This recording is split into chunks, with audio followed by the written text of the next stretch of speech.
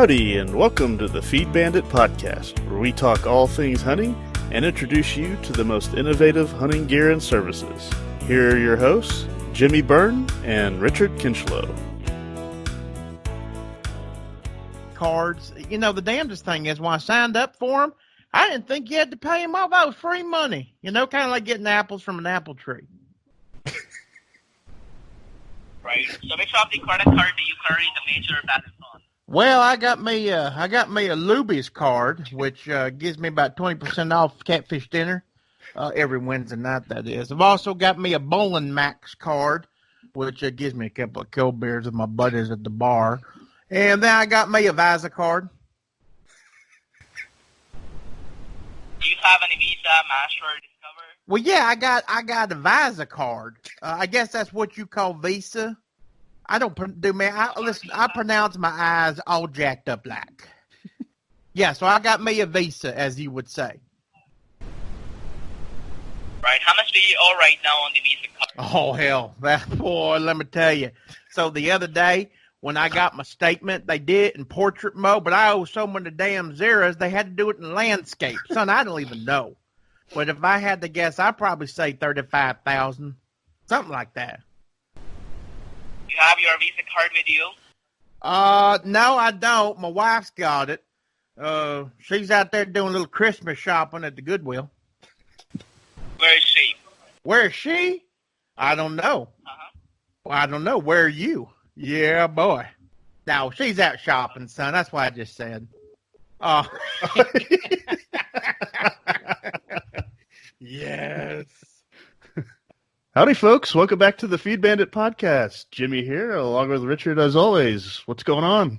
Not much, amigo. How are you? Yeah. Oh, pretty good. So, oh, hell, I might as well put it on this one. So tell us about the phone call that folks just listened to. Well, yeah. So that was a call that I got from a very good friend of mine at Card Member Services. So, you know, and so he wanted to change all of my interest rates on my credit cards. That's more of Transylvania. Anyway, so that was a lot of fun. I love solicitors. I absolutely love them. And I have so much fun with them. And since I've started answering these phone calls, I mean, the amount of junk I get is, I mean, it's cut in half. It's unbelievable. That is unbelievable. That's what I was just saying. Like, man, I need to start answering these calls and at least having fun with them because, God, I get them all the time. Yeah. You know? Oh no, it's so much fun. The best is when you get the medical insurance. And my dad pioneered this one. He says, but you know, he would say, well, yeah, I'm interested in more coverage, and here's the reason why. I was born with 2 buttholes. So I had to have 2 colonoscopies, and they're just like, wait, what? But you really got to sell it, you know? Yeah. So, I don't know how long I'd be able to go without laughing. That's the problem. It's tough. It's tough. It's tough. Oh, jeez. Yep.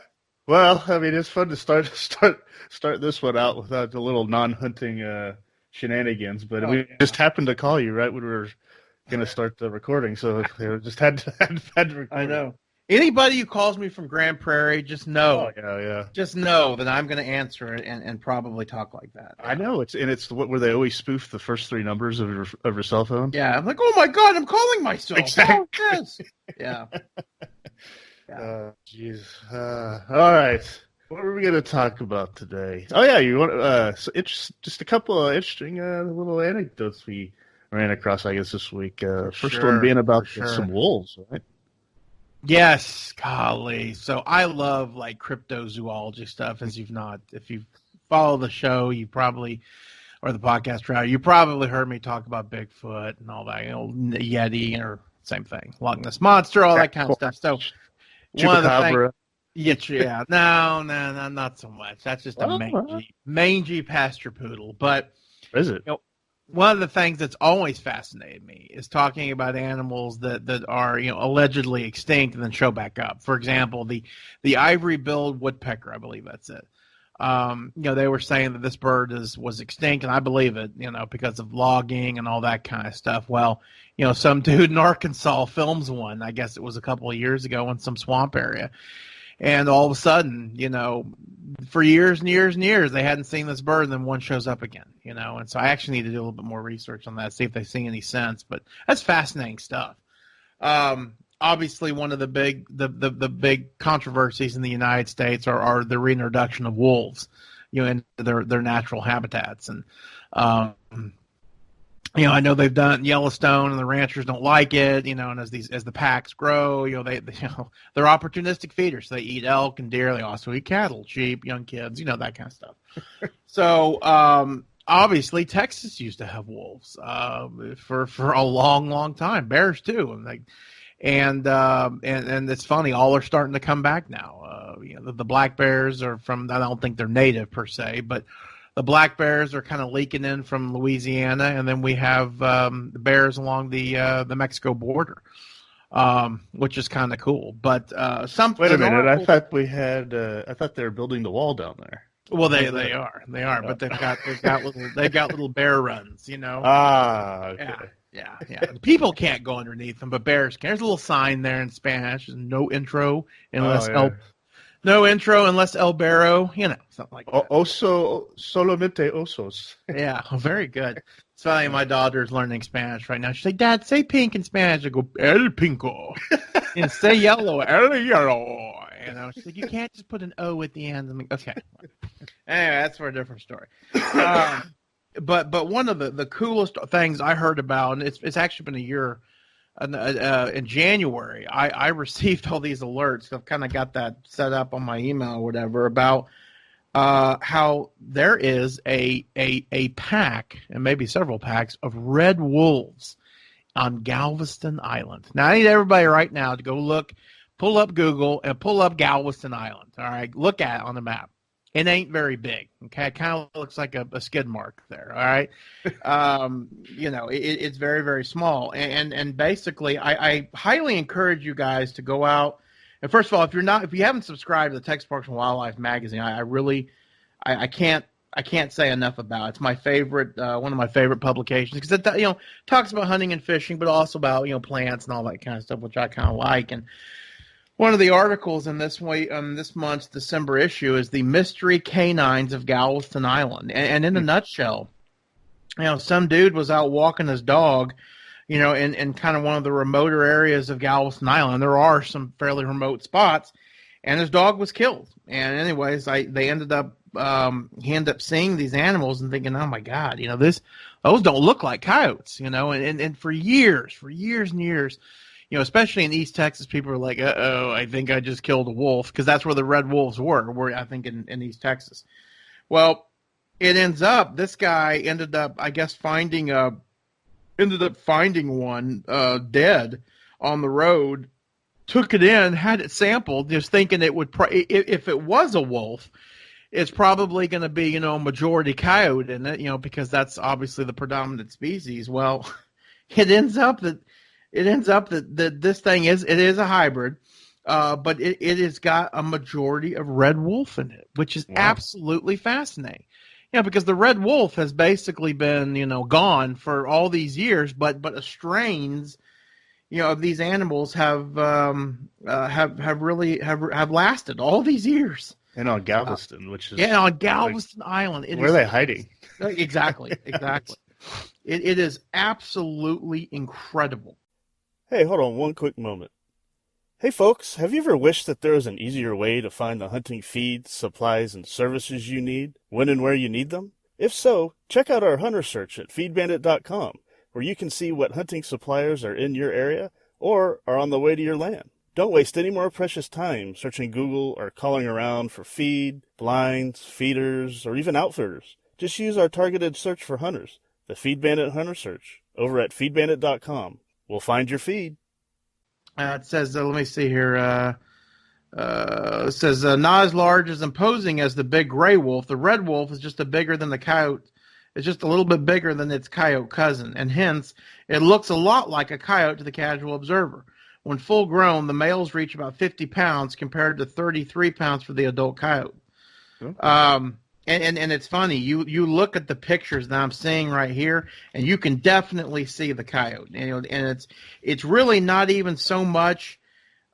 It's really not so much the fur.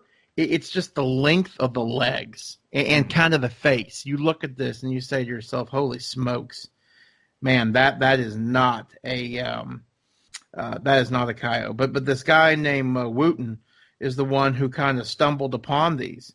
Why the red? I mean, did they have kind of like a red fox type look or something? No, like, you know how they could that's you look at them and you're like, okay, it's obvious why they're called that. You know what I mean? Like, what is the? No, they've definitely got tinges of red in them. Really, they look. You know how coyotes in the winter get that real pretty kind of reddish coat. That's basically what these guys look like, except they're a hell of a lot bigger. Oh, they're just bigger. Okay. Yep. And then basically says Wooten says that right after Hurricane Ike, the whole island was seemingly dead. Homes and ecosystems were devastated by the Category 2 storm. Upon his return home, he noted that all the birds and animals were gone, save coyotes and some free-ranging donkeys.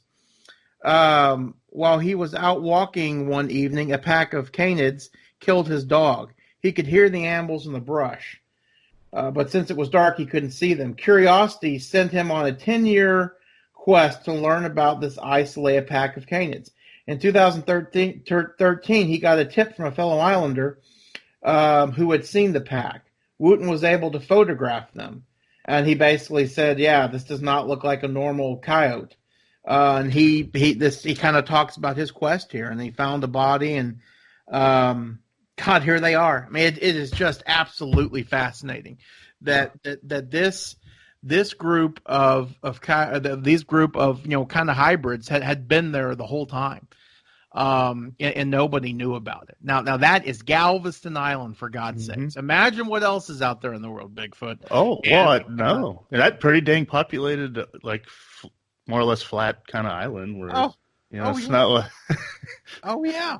Yeah. I mean, it is unbelievable to me. And so, anyways, great article, Texas Parks and Wildlife. You can go online and find a bunch of other articles. I think Texas Monthly did one. It's actually well written by Texas Monthly too, and it has a liberal swing to it as well. So, just a really, really, really cool thing. And I've always said it, but it just proves again that you just don't jack with Mother Nature, man. It will find a way for sure. Well, pretty that's close true. Yep. Nature finds a way. Mm-hmm. Yeah. It does. Huh. It does. Very fascinating. Yep.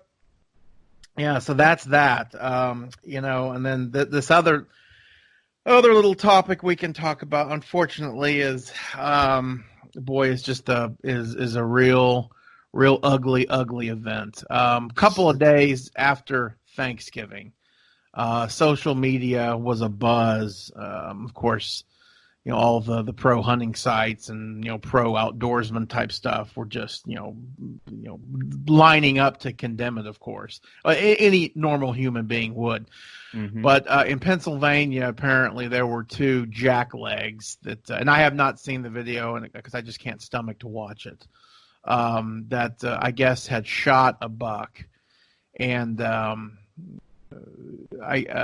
we're based, and I guess the buck was shot in the spine, and instead of dispatching the animal as quickly as humanly possible, as all normal true outdoors men and women would do, these idiots basically tortured this thing to death. Apparently they were kicking it in the face, and just I can barely even talk about this because It's amazing, like what goes through your head. I mean, obviously these guys didn't have much in their head to begin with, but I mean, it's just unbelievable to me. Like, I'm with you. It's kind of you're kind of speechless about this, but it's like, I'm sure there was the inevitable, anti-hunting people saying, "See, blah, blah, blah." And of course, that's a massively ignorant position to come out, whereas just any decent human being would never do something like that, and of course, as you said, any any regular, mentally normal hunter Right. would have immediately dispatched that animal. Oh, of course. I mean, yeah, it just makes you scratch your head. Like, what is wrong with people sometimes? You know? Yep. Yep. No, it's absolutely sick, and it just those guys will. Those guys will ultimately. I know that Pennsylvania Game and Fish are already on them, and boy, their lives are ruined forever, and rightfully should. Now when they get out of jail many years from now, they should string them up too. It's a good thing we're not back in the 1800s, or these dudes would be long time dead. But it's just an absolute shame. But you said they posted the video themselves on some sort of social media.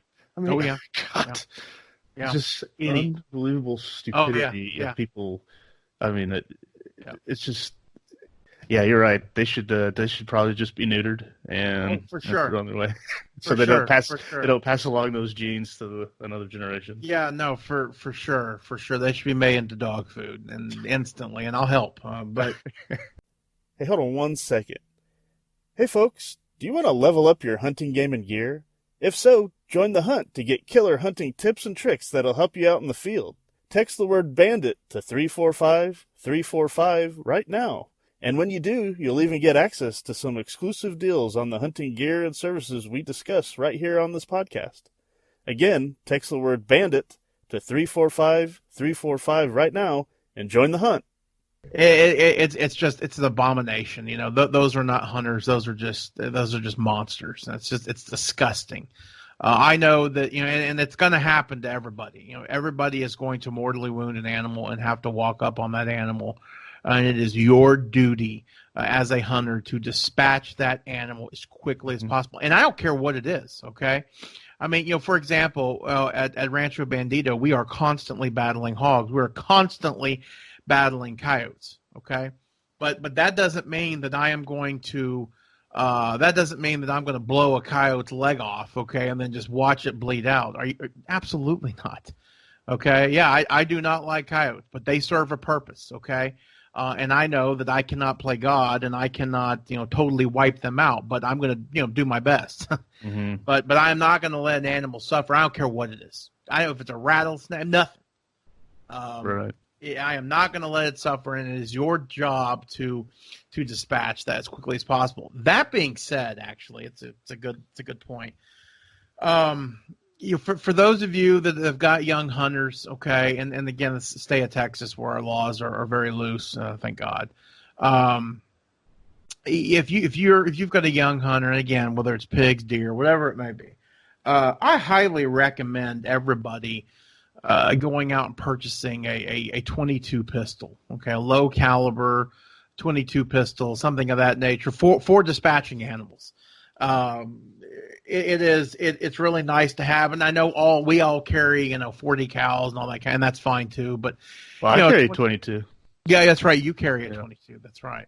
I used to, and it's funny we're talking about all this. I need to put one back in my bag, because I'm out there with Abby. Just so you can come up there and dispatch an animal. Obviously you do not want to hold your rifle barrel to the head of an animal and fire. Mm-hmm. The repercussion from that is very dangerous. The blowback is very dangerous, even from a couple of yards. You don't want to do that. So carry a little revolver 22 or a semi-automatic, whatever it may be. Also, obviously those guns are great for plinking. Everybody needs to learn how to use a handgun. And obviously with kiddos, that's a really great way of starting.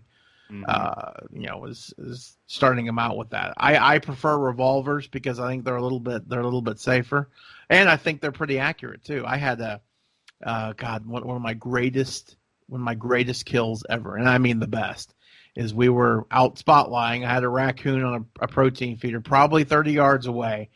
I hop out of the passenger side of the Jeep. I'm holding the spotlight with my right hand, and I have a revolver 22 pistol in my left hand.